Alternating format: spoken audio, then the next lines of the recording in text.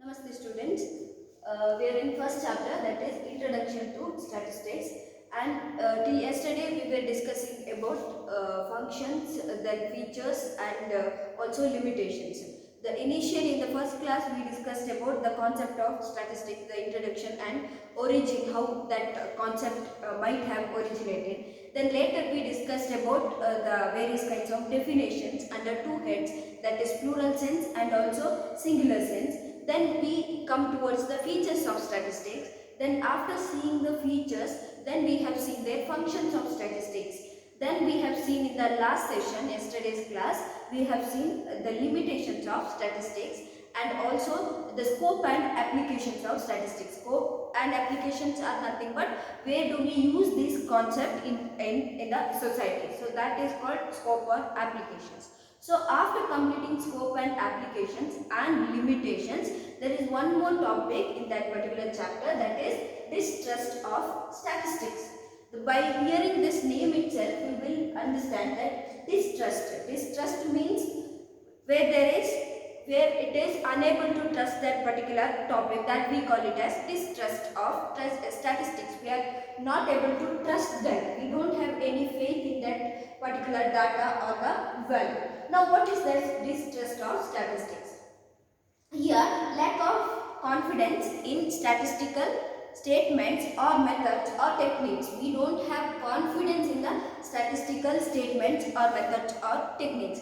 The statistical statement means, for example, we'll conduct one particular survey. The survey may be the wage structure of the particular factory. Wage structure means the payment of salary. How that structure, what is the structure, wage structure we are referring. Of particular factory we are studying, and we studied and we drawn the end conclusion we have drawn. But when we check, we are not able to trust that. We are not able to trust that means it is due to some people might have manipulated the data. Some people might have manipulated the data for their selfish motive. For their selfish motive, they might have manipulated the data. In such kind of condition, we are not able to, we cannot believe that this what information we have with us, it is a true facts or true figures, because it's already manipulated by some corrupt people for their some selfish motives. It usually happens not only in statistics, in various fields. If we see, usually happens, the people manipulate the data. Some of the corrupt people, they manipulate the data for their some of their selfish motives. So in case of statistics also it happens, they manipulate the data. When they manipulate, the data will be in such a form that we believe that it is a true facts or figures, but actually these are not the true facts or figures. Now, what might be the reasons or what might be the causes in order to get this kind of distrust in statistics? We'll see there are some causes or reasons. That is, first one, figures can be easily believed. As I said, they manipulate data or figures in such a way that we think that we are not able to identify that this particular figure is manipulated. In such a way, they will manipulate that figures or facts. So when they manipulate, we can easily believe that it is a true facts. We can easily believe that it is a true facts and figures. Next comes the ignoring the limitations of statistics. What happens sometimes, those who go for statistical survey or those who go for statistical study, they ignore the limitations of statistics. There are some limitations of statistics, which are those which we have seen in the last session. What are the limitations? Limitations are, it does not deal with the individual data. Individual facts or figures, we cannot consider it as a statistical figures or facts. And one more, it does not deal with the qualitative data. Statistics deals with only quantitative data. Quantitative data means which are expressed in numbers. The qualitative expressions like the beautiful or the intelligent, it does not deal with such kind of expressions or the qualitative data. And one more limitation is there, statistical, whatever the conclusion we get or the whatever results we get, this will be on an average it will be true. We cannot consider it as an accurate result, because in statistics sometimes we go for assumptions or estimation, so it cannot be an accurate value or the accurate results. And one more limitation is there, that it must be used by the expert. It must be used by the expert, because they will be knowing the methods and techniques, how to handle or how to use that methods and techniques. And also, in order to go for statistical study, we require their homogeneous data. Homogeneous means similar kind of data. If we have heterogeneous data, means different kinds of data, we cannot apply their statistical methods or techniques. So these are the limitations of statistics. So before going to statistical survey or study, we need to understand that limitations properly, that in which situation or in which case we cannot apply statistical methods or technique, and who has to use this statistical methods or techniques. So we have to understand the limitations of statistics, then only we should go for any kind of statistical survey or study. If we ignore the limitations of statistics, what happens if we ignore the limitations of statistics? These kinds of mistakes happens, or these kinds of there will be the possibility of manipulating of that. Sometimes it happens by mistake, or sometimes it happens deliberately or purposefully. The next one, misuse of figures. Misuse of figures, as I said, some corrupt people, for their selfish motive, they will manipulate, or they will manipulate the data. They will misuse the data. What actual figures or facts will be there, in that place they will manipulate some other data or some other facts for their some selfish motive. That is misuse of figures, or misusing the figures for some other corrupted reasons. The next one, inadequate sample. What is that inadequate sample? What do you mean by samples? Samples are nothing but, for example, now we are conducting the study pattern. Study pattern in a particular college. Study pattern in a particular, or we'll take the study pattern of a particular class, one class in one subject. Now what we have to do? In that class, we think 170 to 80 students are there. We are not ready to analyze, or we are not ready to examine all the people, 80 or 70 students. What we do? We take 10 students from that particular class. That 10 students are representative of all those 70 or 80 students. They are the representative of all 70 students of that class. That 10 students, we call them as a samples. They are the samples for our study. What we do? We examine or we verify only those 10 people. We examine or we verify only those 10 people. Based on that, we conduct a survey or we draw one conclusion. So that samples, while selecting sample, as I said, out of 70 people, there are 70 people in the class. But we select only 10 among them, 10 students for a study or survey. And we verify or we conduct a survey based on these 10 people. They are representative of, they represent these 70 people. These 10 people, these 10 students, we call it as sample.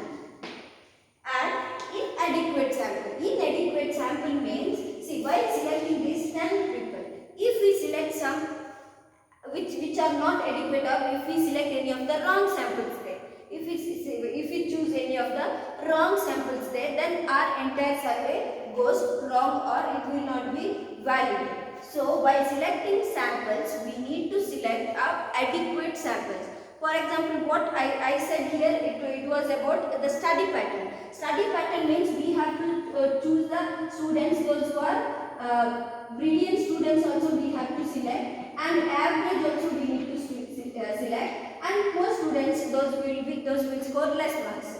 We should include these 3 category also out of, in this 10 there should be a brilliant student, average and poor students also should be there. But while selecting, if we select only the brilliant student, these 10 students also are brilliant students, then we can call it as an inadequate sample. We cannot, what survey or what study we conduct, it cannot be a proper survey or study, because we have taken into consider only the brilliant student. But the study pattern means we need to understand that we need to take their average and also below average students also we need to consider. If we do not consider, if we have taken only brilliant, that means we can say what sample we have selected, it is not adequate sample over there. So that is about inadequate sample. While selecting sample, if we do any kind of mistakes, then this kind of distrust of statistics may happen. Then lack of subject knowledge. This, as I said, while discussing about ignoring the limitations, there is one limitation called it should be used by the expert, means statistician, because they will be knowing the techniques or methods and how it should be utilized in a particular situation or in a particular problem or in a particular survey. Here, lack of subject knowledge means the person who doesn't know much about the statistical methods or statistical techniques, or the person who is not aware of the survey or study which he is going to do.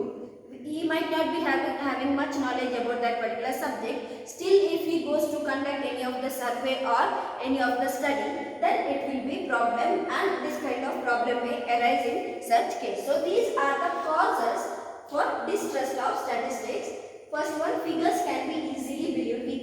We may believe that figures are true figures, but it will be these are the false figures. Ignoring the limitations. Sometimes we ignore the limitations of statistics. Then misuse of figures. Some people, they may manipulate the figures for their personal motives. And inadequate sample, we may select wrong samples. So we may not get adequate result over there. Lack of subject knowledge. The person who does not have much knowledge about the subject, if he goes for any of the survey study, this kind of problem may arise. Now, if we have causes or reasons, means we have to find some of the remedies over there. So there are some remedies in order to avoid this kind of causes, or in order to avoid the distrust of statistics. Now we'll look into the remedies, which are those how we can avoid this kind of mistakes or distrust of statistics. Then first comes that need for caution. Need for caution means we need to be taken care while going for any of the survey. Caution is nothing but precautionary measures we need to take before going to any survey or any of the study. We need to be taken care properly, that there shouldn't be this kind of any of the manipulation should not have happened in our survey or in our study. Then consideration of statistical limitations. As I said, if we ignore this kind of problem will arise, so we need to consider. Means we should be knowing that only the numerical figures we can consider as a statistical figures, or we can apply only in case of quantitative figures. If there is a quantitative figures, then only we can say it's a statistical figures. Or if there is a group of facts, statistics we know it does not deal with the individual data. So where there will be individual facts and figures, we cannot apply statistical methods or techniques. And also it should be used by the expert who will be knowing the statistical methods or techniques. So such limitations we need to take into consider. We should be knowing what are the limitations, in which situation or in which circumstances we cannot apply our statistical methods or study. Then we can avoid this kind of problem. Then third one, self-restraint, that is self-control in statistical fallacies. Fallacies means these are the statements which look like a true statement, but actually these are the false statements. Such kind of statement we call it as statistical fallacies, which look like a true statement, but it is actually a false statement. Self-restraint is nothing but self-control. We have to control in such kind of situation. Such kind of problem should not come. Then statistics must be used by the expert. This is one more main problem. It must be used by the expert who will be knowing how to utilize the methods or techniques. Then analytical study of data before its use. Analytical study means detailed study of a particular data which we collect. In order to go for any of the study or survey, initially we need to collect the data. After collecting the data, we need to process that data. Means we have to study that data. In this particular data what we collected, whether it is a reasonable data for our study, which are necessary, only those information we need to include. include, other information we can exclude in that particular stage where we are going to study about the statistical data which we collected, data or information which we collected. If we do analytical study of any of the data before it used, then we can avoid this kind of problem. So this is the concept of distrust of statistics. Distrust are nothing but where we are not able to believe that statement is true because some manipulation might have done. So what are the reasons for manipulation? These are the reasons for manipulation. Sometimes the manipulation might have done deliberately, means purposefully, sometimes by mistake. But whatever may be, what might be the reasons for such kind of problems and how we can avoid such kind of problem. So this is distrust of statistics. Here you may get the question, what do you mean by distrust of statistics? One question, or else write any of the two causes for distrust of statistics or write the remedies. Here no need to explain any of the points which you have under causes or remedies. Just you need to know what are the points are there under remedies and also under causes. If you write these points, it is enough. No need to explain any of the points. Now we'll move towards the next concept. Now this is the last topic under this particular chapter, that we are going to study some of the basic concepts. See, before going to any of the statistical or survey or study, we need to know all this concept, the small concept, and these all concepts are very important for 1 and 2 marks. These are some on 3 or 4 questions are sure question from this particular section, that is some basic concept in the statistics. So we'll move towards the basic concept. In that first one, units or individuals. What are the units or individuals? The object whose characteristics are studied in any statistical survey. In any of the statistical survey, the whose characteristics we are going to study, that person or that feature we call it as a units or individuals. For example, as I said, we are going to study the study pattern of a group of people or one particular class in one particular subject. Then who will be our units or individuals? That students will be our units or individuals because they are the object, their characteristics means their study pattern. That is their characteristics we are going to study. So the object, they are the object there, their characteristics we are going to study. So they will be our units or individuals. So units or individual means these are the object whose characteristics we are going to study in any of the statistical survey or study. That we call it as units or object. Now, population or universe. Totality of units under consideration. As I said, here we have taken the units. Units, what did I tell? We are conducting the study pattern of one particular class. Study pattern of one particular class. Now, how many people are there in that one particular class? We take as 70. That particular class, there are 70 students. So that's all 70 students are our population or universe. All 70 students are our population or universe. The totality of units, here we have taken the each individual, each student is a unit or individual. The totality of units, all the units or individual, we call them as universe or population or universe. As I said, in a class 70 students are there, then all 70 students are our population or universe. In that 70, each one are units or individuals. But here in case of population, we divide into two categories, means two kinds of populations are there, that finite population and infinite population. Finite population is finite number of units, where there will be number of units will be in a finite number. That means, for example, I will give. Now in a particular locality, or in a particular one small area, the number of mango trees, fully grown mango trees, the number of fully grown mango trees in one particular lane or in one particular locality. Yes, we can count how many fully grown mango trees are there in this particular locality. The same way, if I give the example as the number of plants and trees in that particular locality, the the number of plants and trees in that particular locality, that will be infinite. We cannot go and count how many plants are there. Not mango trees I am telling, all the plants and trees in that locality. That is impossible to count. It will be an infinite number. If I take the number of fully grown mango trees means we can consider in a locality how many mango trees will be there. On an average 1, 8 or 9 may be there. So that we can, that to fully grown mango trees we can easily count. That will be a finite number. So such kind of population we call it as finite population. Infinite population means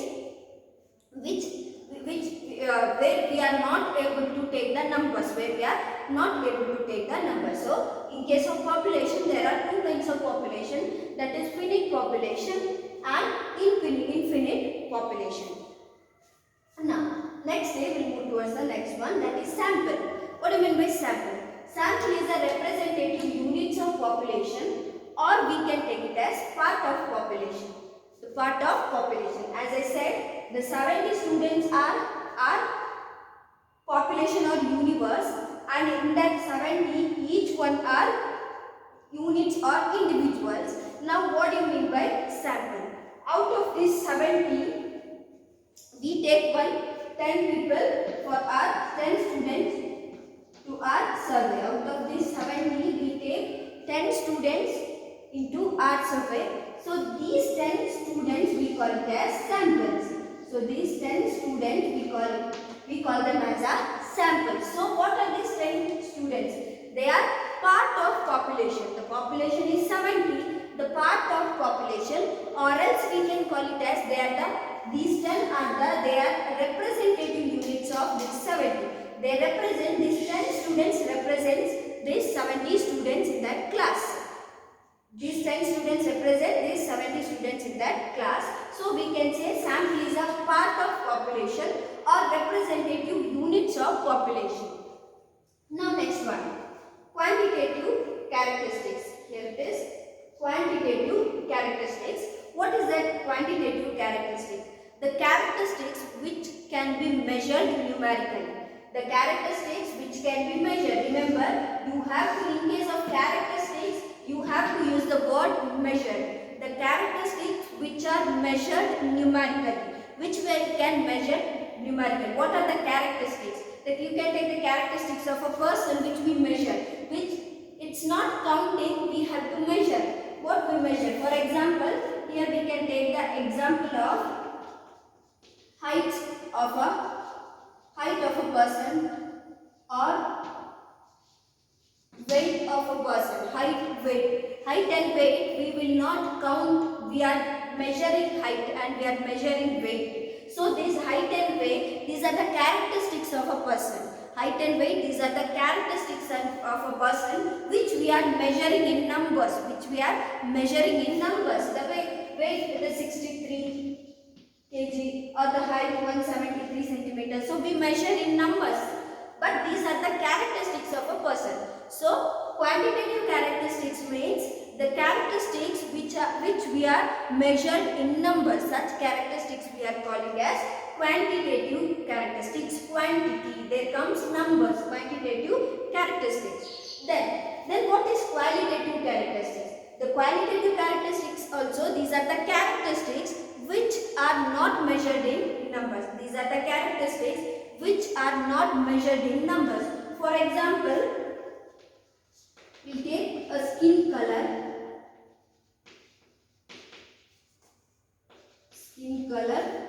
then intelligence of a person. Now, the skin color is a characteristic. Sometimes we say is a dark complex. His complex is bit dark. She is very fair. So these are the skin color of that particular people or of that particular person's skin color. But we will not measure any of their skin color in numbers. We cannot measure. We can compare. She is very fair and she is not so fair. We can compare, but we cannot measure in numbers. We cannot say that her skin color is 70.8. Her skin color is 80%. So we cannot measure their skin color. In the same way, intelligence. It's also differ from person to person. we can compare. He is very intelligent person, he is not so intelligent person. We can compare, but we cannot measure. He is 30% intelligent, he is 80% intelligent. We cannot measure any person's intelligence. So these are the characteristics which we are not able to measure in numbers. So these are the characteristics of a person which we can measure in numbers. So these are some basic concepts. Here we come across with the concept called units or individuals. Units or individuals are nothing but the characteristic, the object whose characteristics we are going to study. For example, the study pattern of a group, the study pattern of a group of students in that particular class, and each students are our units. So each students are our units or individuals. Their characteristics we are going to study. So they are objective. So they are units or individuals. And population. In that class, how many people are there? How many students are there? 70. There are population or universe. So totality of units. The totality of units we call it as units or population or universe. And in that finite population and infinite population. The finite number of units. The units where where it will be in a finite number, and units where will be in infinite number. For example, I have taken here the study pattern of a particular class. Yes, it will be infinite number. We know 70. Now, study pattern of the students in the 12th standard or the 11th standard, those are studying in India. Means infinite number students we will get. We will get the students in infinite number. So here, in case of population, we can divide it into two kinds: finite population and infinite population. Then comes sample. Sample means out of 70, we will take 10 people as a sample, means as a representative. So they are those 10, we call it as a sample. So they are the part of this population. They are the part of this population, or they are the representative unit of this particular population. Then comes quantitative characteristics, the characteristics which we are going to measure in numbers. For example, height or weight. These are the characteristics of the person which we are measuring in number. I said it has to be measured. You should not write express. These are measured. Height and weight, the characteristics are measured. So numerically measured characteristics are called as quantitative. The qualitative means these are the characteristics which we are not able to measure in numbers, which are not measured numerically or in numbers, that we call quantitative characteristics. Examples: skin color, intelligence. So these are some of the concepts, and some other concepts are there that we will discuss in the next class.